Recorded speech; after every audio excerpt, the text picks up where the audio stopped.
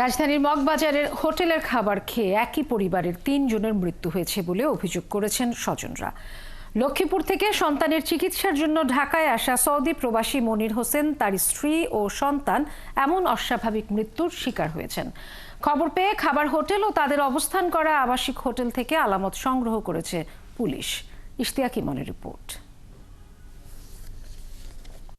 Saudi প্রবাসী মনির হোসেন অসুস্থ ছেলের চিকিৎসার জন্য স্ত্রী সহ লক্ষ্মীপুর থেকে ঢাকায় আসেন শনিবার।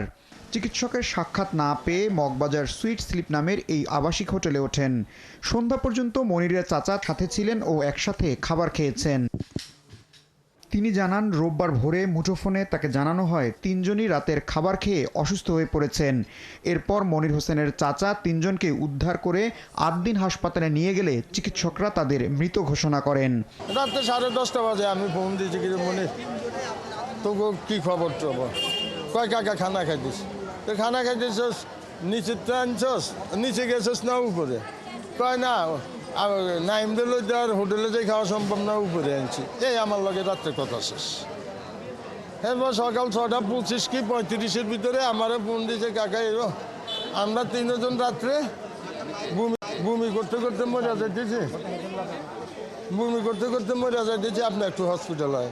স্বজনরা জানান, তাদের জানা মতে মনিরের কোনো শত্রু নেই।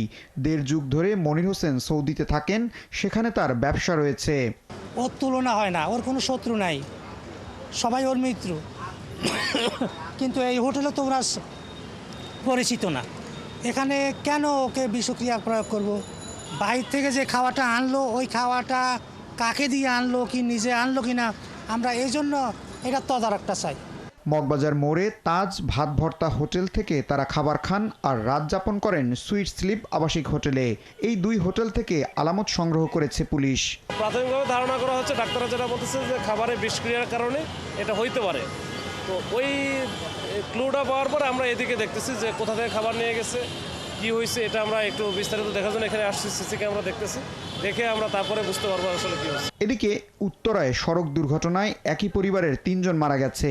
মরদেহ উদ্ধার করে ময়নাতদন্তের জন্য সোহরাওয়ার্দী হাসপাতালের মর্গে পাঠিয়েছে পুলিশ। ইশতিয়াক ইমন, 71, ঢাকা।